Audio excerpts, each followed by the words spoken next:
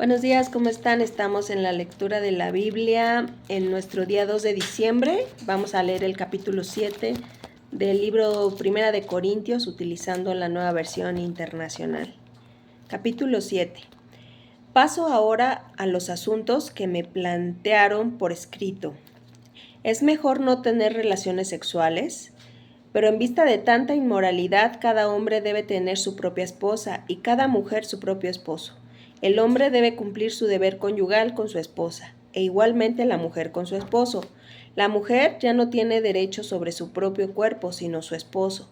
Tampoco el hombre tiene derecho sobre su propio cuerpo, sino su esposa. No se nieguen el uno al otro, a no ser de común acuerdo y solo por un tiempo, para dedicarse a la oración. No tarden en volver a unirse nuevamente, de lo contrario pueden caer en tentación de Satanás, por falta de dominio propio. Ahora bien, esto lo digo como concesión y no como una orden. En realidad preferiría que todos fueran como yo. No obstante, cada uno tiene de Dios su propio don. Este posee uno, aquel otro. A los solteros y a las viudas les digo que sería mejor que se quedaran como yo, pero si no pueden dominarse, que se casen, porque es preferible casarse que estarse quemando de pasión. A los casados les doy la siguiente orden: no yo, sino el Señor, que la mujer no se separe de su esposo.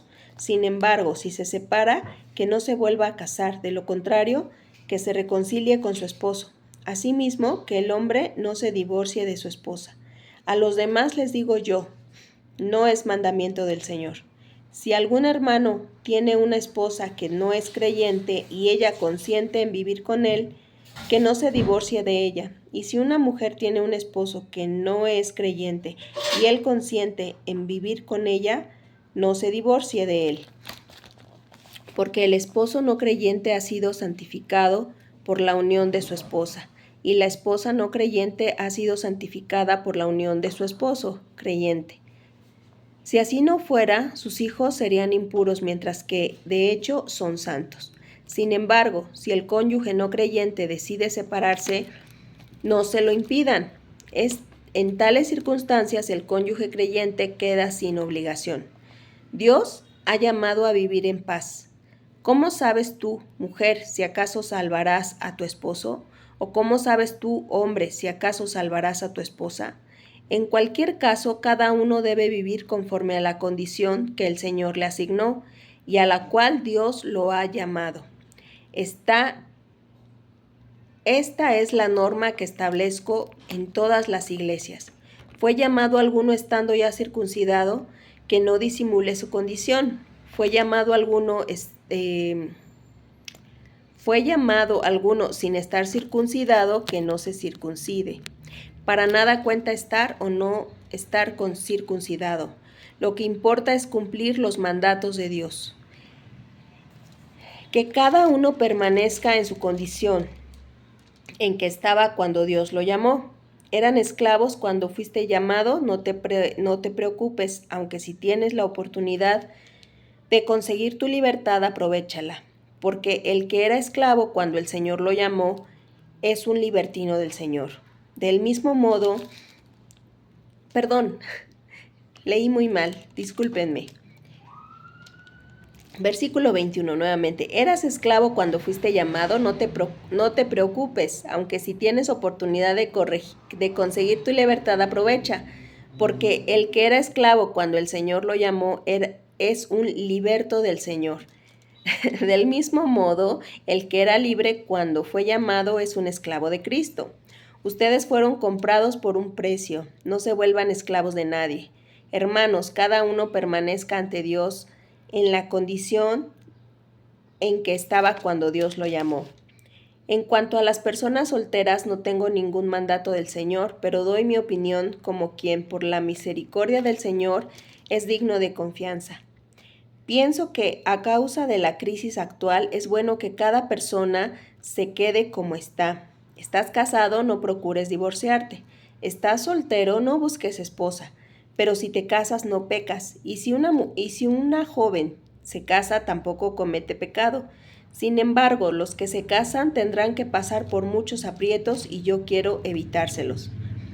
Lo que quiero decir, hermanos, es que nos queda poco tiempo. De aquí en adelante, los que tienen esposa deben vivir como si no la tuvieran, los que lloran como si no lloraran, los que se alegran como si no se alegraran, los que compran algo como si no lo poseyeran, los que disfrutan de las cosas de este mundo como si no disfrutaran de ellas, porque este mundo en su forma actual está por desaparecer.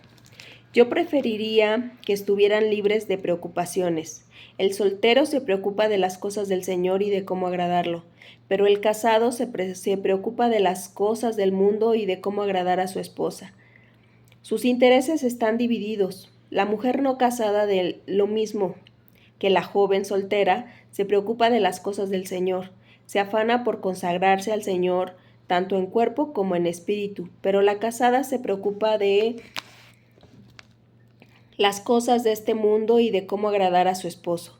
Les digo esto por propio bien, no para ponerles restricción, sino para que vivan con decoro y plenamente dedicados al Señor.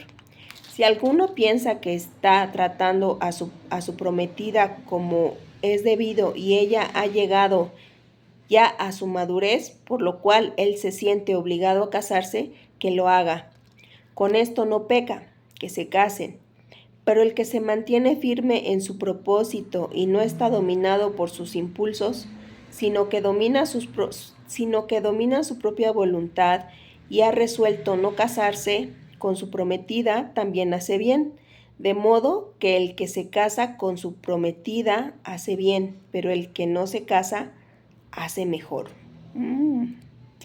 La mujer está ligada a su esposo mientras él vive, pero si el esposo muere, ella queda libre para casarse con quien quiera, con tal de que sea en el Señor.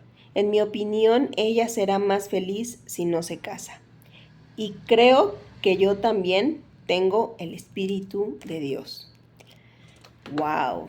Este pasaje frecuentemente se los comparto cuando tenemos pláticas de prematrimoniales, se lo comparto a los hermanos, así como dice el Señor.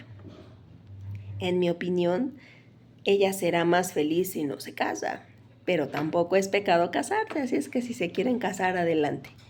Preguntas de repaso. Dice, ¿por qué es bueno para un hombre no tocar a una mujer que no es su esposa? Versículo 1 y 2. ¿Por qué una persona no debe tener las relaciones matrimoniales con su esposo? No debe de tener las relaciones matrimoniales de su esposo por largo periodo de tiempo, versículo 3 y 5. ¿Qué es mejor que quemarse? Versículo 9. Si una esposa se separa de su marido, ¿cómo debe mantenerse? ¿Y qué más puede hacer? Versículo 10 y 11. ¿Cuál es la responsabilidad del creyente en el matrimonio con un incrédulo? Versículo 12 y 13. ¿Por qué un esposo creyente no debe dejar a una pareja incrédula si ellos consienten convivir entre sí? Versículo 14. ¿Qué muestra que Pablo creía que era necesario, si es posible, mantener unida al hogar? Versículo 16. ¿Cuál es el mensaje de los versículos 17, 20 y 24? ¿Qué condición existía en el momento de esta epístola? Versículo 26. ¿Qué ventaja tiene una persona soltera que sirve al Señor? Versículo del 32 al 35. ¿Qué pautas da Pablo para las segundas nupcias de una viuda? Versículo 39 y 40. Ahora, las preguntas de discusión dice, ¿qué quiso decir Pablo cuando dijo que él habló por permiso o con consentimiento y no por mandamiento? Otra pregunta para meditar dice, ¿cómo algunos interpretan mal el versículo 36? Ahí ustedes lo van a leer y van a meditar más profundamente en su respuesta. Muy bien, vamos al siguiente capítulo.